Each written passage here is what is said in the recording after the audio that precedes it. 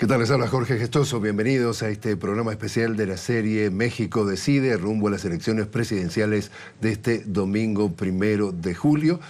Y para ayudarnos a poner en perspectiva justamente esta elección electoral, tenemos el honor de contar aquí en nuestros estudios de Ciudad de México con José Gil Olmos. Él es un prestigioso periodista de la revista Proceso. José, gracias por estar con nosotros. Muchas gracias, Jorge.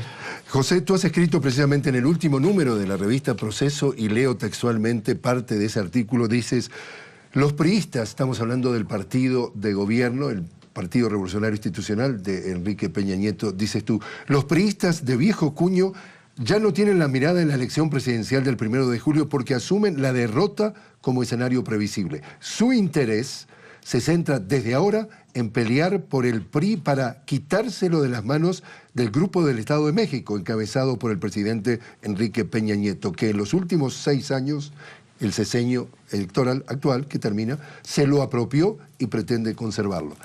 Dos preguntas.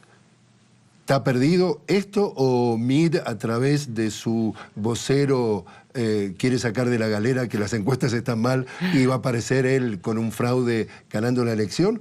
¿O realmente dieron vuelta a la página y ahora hay que reorganizar el PRI? Me parece que en los últimos días el Partido Revolucionario Institucional, a través de sus voceros y del propio candidato José Antonio Mid, están tratando de dar la impresión, es un manejo de impresión, con sus propias encuestas, que tampoco sabemos si son ciertas o no, de que ya remontaron al segundo sitio y que van a pelear el puntero, que es Andrés Manuel López Obrador, en primer lugar. Ahí está, una pequeña desviación para la audiencia. La mayoría de las encuestas dan enorme ventaja al primero, que es Andrés Manuel López Obrador, Así es. Que es el personaje del cambio. Digamos 50%, al segundo 20-27, que sería Ricardo Anaya del Partido Acción Nacional. Exacto. La derecha, y recién aparece en tercer lugar el candidato del partido de gobierno, José Antonio Mid, con aproximadamente 17%. Y entonces lo que no cierran las cifras es cómo del 17% le puede ganar a alguien que tiene el 50%, que lo da como ganador todas las encuestas. Exactamente, hacen sus propios números, sus cuentas y hacen sus ecuaciones electorales, y lo que están tratando de hacer, me parece que es realmente, ya se dieron cuenta que van a perder la presidencia de la República frente a Andrés Manuel López Obrador, que hasta ahora tiene una ventaja hasta de 20 puntos porcentuales en las últimas encuestas. Lo que están tratando de hacer es mantenerse como segunda fuerza política del país. ¿Esto qué significa? Tener una presencia importante en la Cámara de Senadores y en la Cámara de Diputados, que es donde se dirime, digamos, la vida política de México. Entonces, el PRI y el PRI de viejo cuño, estos priistas tradicionales, no los nuevos priistas, que son los que están con José Antonio Mid, están tratando de recuperar el partido, porque también ya se dieron cuenta que Enrique Peña Nieto y su grupo quieren mantenerlo para su propio beneficio y como una especie de reducto ante la derrota. Y algunas lecturas del sexenio de Enrique Peña Nieto es que, por ejemplo, todos los escándalos de corrupción, entre ellos la Casa Blanca, etcétera, etcétera, ha terminado de hundir al partido. Él tiene aproximadamente 16% de aprobación, es decir, que tuvo un impacto entonces a poner el PRI, en sepultar el PRI al tercer lugar, por ejemplo. Me parece que tiene una responsabilidad directa tanto Enrique Peña Nieto como el propio PRI. Enrique Peña Nieto es el presidente más denostado, por así decirlo, con menos aprobación de la sociedad desde hace más de 20 años aproximadamente. Tiene una carga negativa de 60%. Pero súmale también la carga negativa del propio Partido Revolucionario Institucional, el PRI, que tiene alrededor de 22 exgobernadores que tienen pues ahí denuncias de corrupción, de narcotráfico, de desvío de recursos. O sea, es una mala marca. Esa mala marca me parece que es la que ha pesado en esta campaña. ¿Por qué le está yendo tan bien a Andrés Manuel López Obrador? Es decir, ya en el 2006 él dice que le robaron la elección con un fraude. ¿Andrés Manuel López Obrador es el mismo del 2006 o aprendió alguna lección? ¿Y qué es lo mágico, lo histórico de esta elección para que la gente entienda qué es lo que ofrece que atrae tantos votos o tanta intención de voto? Me parece que Andrés Manuel está haciendo algo muy simple. Él está haciendo la administración del enojo social. el enojo social en México es muy fuerte. Cuando nos prometieron que con las reformas estructurales, que nosotros le decimos así, una reforma energética donde Pemex, Petróleos Mexicanos, que es como que la industria emblemática, la comenzaron a privatizar, nos dijeron que la gasolina iba a ser más barata. Y resultó que es totalmente lo contrario. Después nos dijeron que eso iba a ayudar para que la canasta básica de los mexicanos, el huevo, la tortilla, la leche, todo sería más barato, y resulta que no, que es mucho más caro. Entonces la gente está muy enojada. Es la elección del enojo social. ¿Es el cambio?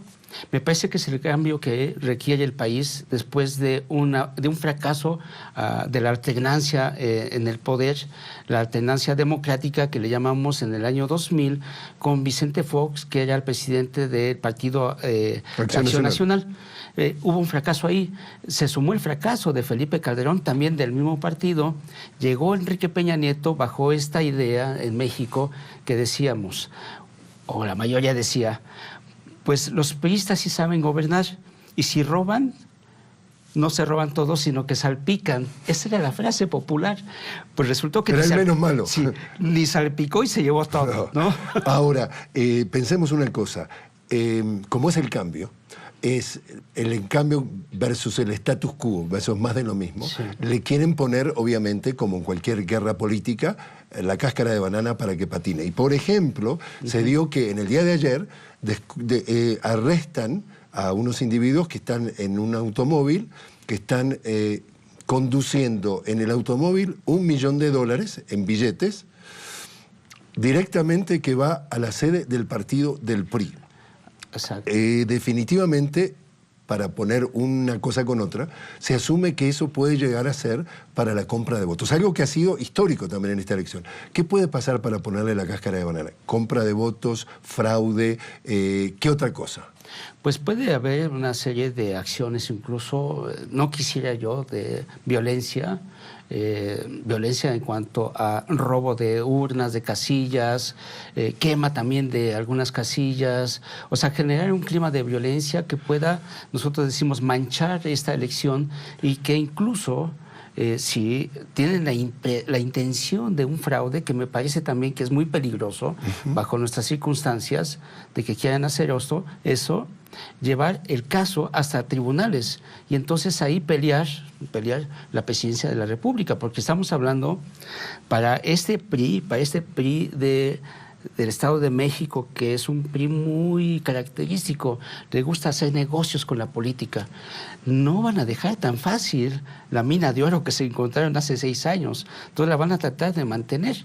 Entonces digamos así, José, a efectos de esta conversación, gana el 1 de julio, el domingo, gana Andrés Manuel López Obrador, prometió luchar contra todos los grandes problemas del país, la corrupción, la violencia política, la violencia en general, el narcotráfico, una economía que languidece y que no crece, etcétera, etcétera. ¿Qué te parece que es real pensar que podrían ser sus logros? Mira, de Andrés Manuel tenemos que entenderlo como candidato. Como candidato puedes hacer muchas promesas, puedes hacer toda esta idea de que va a ser el gran cambio del país. Me parece que no va a poder hacerlo todo porque es muy difícil acabar con un sistema que tiene enraizado a la corrupción, pero sí puede disminuir muchos de estos elementos. En el caso de la violencia, por ejemplo, creo que tiene la gran oportunidad de bajar 2 cosas que son muy importantes. Una, el nivel de asesinatos, que hablamos de más de 200,000 en los últimos años. O sea, ni los muertos de la dictadura de Argentina ni de Chile juntos teníamos eso, y mucho menos de desaparecidos, que es una cosa, verdaderamente es una tragedia nacional. Entonces son 2 elementos que me parece que sí puede, de alguna manera, no quitar en lo absoluto, pero sí creo que puede administrar en términos así muy estrictos esta situación y conseguir lo que todos los mexicanos estamos pidiendo, que es bajar la violencia y terminar con la corrupción. Va a tener que aprender a negociar con Dios y con el diablo. Necesariamente. La política es negociación. Andrés Manuel es un político de viejo cuño también. Recordemos que su formación es del PRI, pero es del PRI Nacional Revolucionario. Este PRI que sí estaba pensando en el Estado benefactor. Este PRI que todavía tenía esos principios de la revolución, que es la justicia social. Si lo vemos en términos estrictos, Andrés Manuel sigue teniendo esta raíz y la está aprovechando muy bien porque le habla a la gente en el lenguaje que quiere escuchar. Por último, entonces, tú eres autor del libro Santos Populares. Santos Populares, y autor Batallas de Michoacán. De muchos otros libros. Sí. Y dices tú, ¿no sería descabellado a esta altura encomendarse a los santos ante esta elección? Yo creo que no. De hecho, voy a hacer un comentario un poco atrevido, pero me parece que el voto que vamos a ver el 1 de julio de millones de mexicanos es un voto de fe. ¿En qué sentido? En que muchos de nosotros, los mexicanos, tenemos fe que a través de este voto puede haber un cambio necesario y urgente en México. Ya digo, agradecer infinitamente, José Gil, te quiero agradecer realmente muchísimo. Ahora vamos a hacer un pequeño corte y seguimos conversando contigo. Estamos conversando entonces con José Gil Olmos. Él es un prestigioso periodista de la revista Proceso y enseguida regresamos.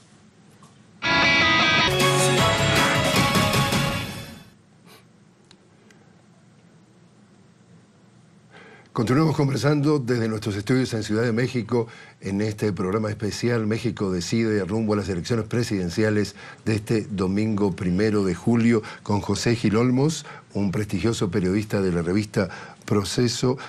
José, tú has cubierto 5 elecciones presidenciales con esta. 5, con estas son 5, ya van 6 creo, porque empecé en el 88 con Carlos Salinas de Gortari, después me tocó un poco Colosio, después vino la elección cubrí candidato como Francisco Labastida, que era el PRI, en el 2000, que es cuando pierde la presidencia. Después de 70 años en el poder. Después de 70 años, y después vendría la del 2006, cuando Roberto Madrazo del PRI pierde frente a Felipe Calderón, después la del 2012, cuando Andrés Manuel se queda a 0.5% de ganar, cuando realmente vimos el gran fraude ahí, y en esta ocasión, que me parece que es una elección que tiene sus particularidades. Es decir, en grandes titulares, ¿qué diferencias más relevantes entre esa quinta que cubriste varios años atrás? Estamos hablando de son ciclos de 6 años, sexenios, y la de hoy. Creo que el gran elemento que diferencia esta elección de las anteriores es la participación social. Este enojo social del que comentábamos, que se ve no solamente en las calles, sino que también se ve en los votos. En el 2016, por primera vez en México, las encuestadoras toman la corrupción y el enojo social como una categoría especial para medir qué tanto este voto de enojo social podía pesar, y pesó. De 12 elecciones para gobernador, el Partido Revolucionario Institucional perdió 7. Sí, o sea que fue muchísimo. Y en esta ocasión estamos viendo otra vez cómo el enojo social se está convirtiendo en uno de los factores principales, pero además otra cosa que no existía en México, redes sociales. Claro, ya no se puede tapar el sol con la mano con 2 cadenas de televisión. Exacto. Que de alguna forma siempre se dijo en América Latina que los medios de comunicación están al servicio del poder económico en nuestros países. Mira, es tan importante esto que hace algunas semanas los grandes empresarios en México comenzaron a participar públicamente. Antes lo hacían un poco escondidas, tenían reuniones con los candidatos. Aquí en México decían, le vamos a pasar la charola, que era, significaba... Como la canasta. Sí, ¿cuánto cooperas para mi campaña, ¿no? Y en esta ocasión los empresarios salen públicamente, comienzan a hacer una campaña negativa ante Andrés Manuel López Obrador, y en redes sociales la gente comienza a reaccionar, comienza a protestar, comienza a tener una opinión de tanto peso que los empresarios se tuvieron que sentar con Andrés Manuel López Obrador y decir, pues López Obrador ya no es un peligro para México y que vamos a hacer negocios con quien gane. Porque dentro de los que de alguna forma observan también esto en perspectiva, dice, Andrés Manuel López Obrador del 2006, que le hicieron el fraude, a hoy, 3 veces candidato, es una versión light, es una versión que no es la misma. No es la misma. De hecho, Jorge, este Andrés Manuel es negociador, este Andrés Manuel escucha, de pronto se le sale su carácter, ¿no? Este carácter que todos Pero conocemos. le sale lo del paz y amor, que no lo hacía. Sí, que no lo hacía. De hecho, la vez pasada, en la elección pasada, propuso una república amorosa, ¿no? Hoy no. Creo que hay además un asunto que tiene que ver mucho con el perfil, digamos, la idiosincrasia muy mexicana, el hecho mismo de que el partido se llame Morena. Movimiento Regeneración Nacional. De Regeneración Nacional. Morena para los mexicanos es la Virgen Morena. Es la Virgen de Guadalupe. Andrés Manuel, además, creo que ha fortalecido este perfil carismático que tiene, y la gente, por eso yo decía un poco esto aventurado, de que este voto de fe, Andrés Manuel, mucha gente sí lo ve como este personaje que puede encarnar este cambio que se está exigiendo desde por lo menos desde 2000 hasta la fecha. Y donde le caen, es decir, donde lo critican, es que vende su estatura moral, pero tiene, por ejemplo, al menos polémicas asociaciones con algunos grupos. Y entonces, ¿cómo lo interpretas tú? Mira, yo creo que en este otro Andrés Manuel, por así decirlo, no es esquizofrénico, sino que es una evolución del personaje, sabe que es necesario negociar. Sabe que es necesario negociar para conseguir. En última instancia, es un personaje pragmático que dice, pues para conseguir la presidencia de la República hay que negociar con estos otros personajes. Estoy hablando de Napoleón Gómez Urrutia, que es el líder de los mineros, que está en Canadá, un poco en el refugio político, con la maestra Elbaster Gordillo, que fue la líder del sindicato de los maestros, que durante muchos años fue pilar fundamental para el PRI. Bueno, en un acto de venganza, la meten en la cárcel, pero sigue existiendo toda esta raíz de influencia de la maestra, y entonces Andrés Manuel habla con el nieto y con algunos con el yerno de Elbaster Gordillo, y ahora en redes sociales, que esa es la parte importante, este grupo de maestros está difundiendo a nivel nacional el programa y la propuesta de Andrés Manuel.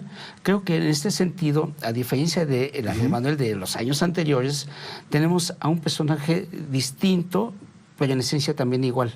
Ahora, también, como tú dices, las redes sociales han jugado un papel protagónico o muy importante. A los periodistas que han venido denunciando la corrupción, el fraude, el narcotráfico, y esto le ha ido muy mal. Violencia, asesinatos.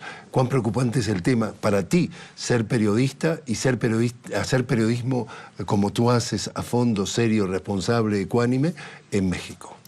Es un alto riesgo. En México nunca habíamos tenido esta cantidad de periodistas asesinados, amenazados y desaparecidos. Estoy hablando de más de 100 en los últimos años. El periodismo en México se ha convertido en un oficio de alto riesgo. Hay periodistas, hay lugares en México donde no se puede hacer periodismo. ¿Por qué? Porque estamos hablando de que grupos del crimen organizado son los que gobiernan ahí. No es una frase irresponsable de mi parte. Por ejemplo, si yo voy a Guerrero y voy a la sierra o voy a la parte donde cultivan la amapola, ahí tengo que... ¿De la cual hacen heroína? De la cual salen la heroína. Bueno, pues ahí el reportero con quien tiene que hablar es con el crimen organizado. Y con el presidente municipal, que también forma parte del crimen organizado. Y con toda esta red de espionaje que tienen ahí, que en México le llamaban los halcones. Bueno, y justamente una de las lecturas que es preocupante, y estoy seguro que tú nos vas a poder ayudar a poner en perspectiva, es que en esta elección hubo por lo menos de 600 a 1000 candidatos que se habían inscrito y que retiraron su inscripción ante el temor de que pudieran ser asesinados o cualquier tipo de amenazas, y que la otra parte de la denuncia es que el narcotráfico directamente está poniendo candidatos. Entonces, ¿en qué medida tú dirías que esta es una elección democrática o que lo que reina en México es la democracia, es narcoestado? ¿Quién manda? ¿Quién realmente tiene el gobierno? ¿Quién tiene el poder?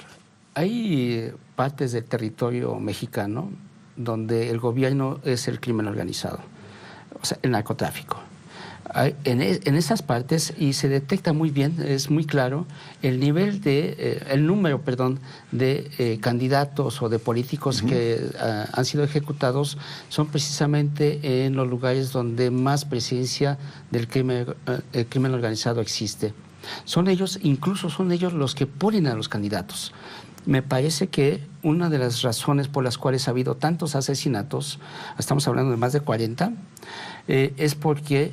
Y de candidatos 130. Sí, es porque algún candidato decidió irse con otro grupo del crimen organizado y entonces el que está preponderante lo ejecuta. O porque este candidato no aceptó ser parte del sistema que ellos tienen de gobierno. O sea, el crimen organizado sí está muy presente en esta elección y de hecho, voy a confesar algo, con un alto funcionario del Instituto Nacional Electoral, que es el que organiza la elección en México, una vez le pregunté que cómo le iban a hacer en estas zonas donde estos grupos son los que gobiernan y me dijo, vamos a pedirles permiso. Es así. O sea, estamos hablando de la supeditación de la autoridad electoral e incluso del propio gobierno frente a estos grupos criminales. Un desafío incluso para quien gane la elección el domingo. Me parece que va a ser uno de los principales desafíos para quien llegue. Si es Andrés Manuel va a tener que, a ver, ¿cómo se acaba con esto?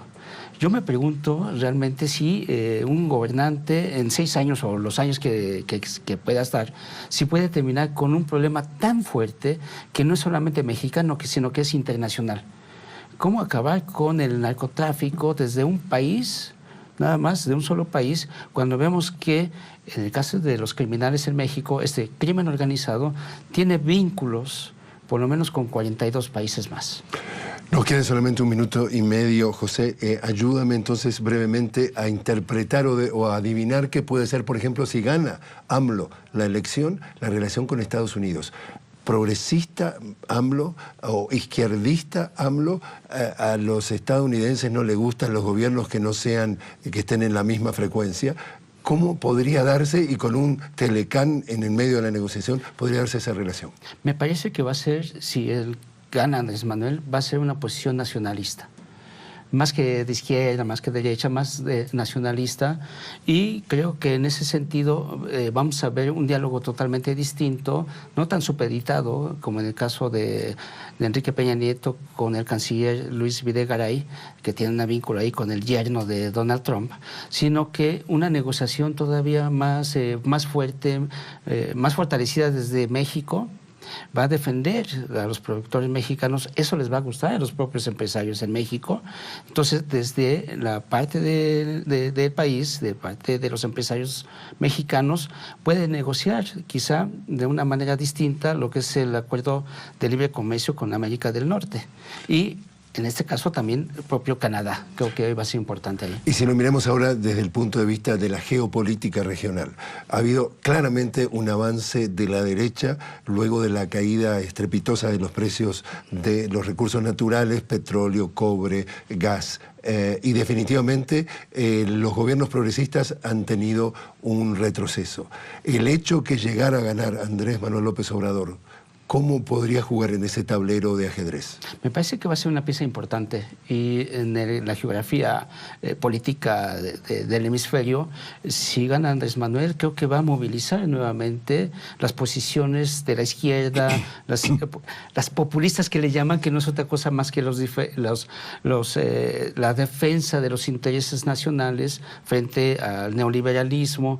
Creo que va a jugar un papel muy importante incluso en los grandes foros a nivel internacional, como es la ONU, la OEA, incluso hasta en Europa. Entonces, pero en América Latina creo que va a ser un punto de lanza podría ser un punto de lanza en esto, si lo vemos desde el punto de vista histórico, en este arranque, o ya más o menos arranque, la segunda década de este siglo. Después de haber cubierto entonces, perdón, ya estamos hablando de la sexta elección, ¿piensas que la democracia está creciendo en esta elección? Me parece que sí, y estamos en la posibilidad real de una alternancia democrática, no de una alternancia de un partido en el poder. José, muchísimas gracias por haber estado con nosotros. Al contrario, Jorge, muchas gracias. Estábamos hablando con José Gil Olmos, un prestigioso periodista de la revista Proceso. Los invitamos a que nos acompañen esta noche a las 8:15 hora de México, 9:15 hora de Venezuela y de la costa este de los Estados Unidos, con también, para seguir en perspectiva, esta elección presidencial histórica de México, elecciones presidenciales, 1 de julio. Esperemos que nos acompañen.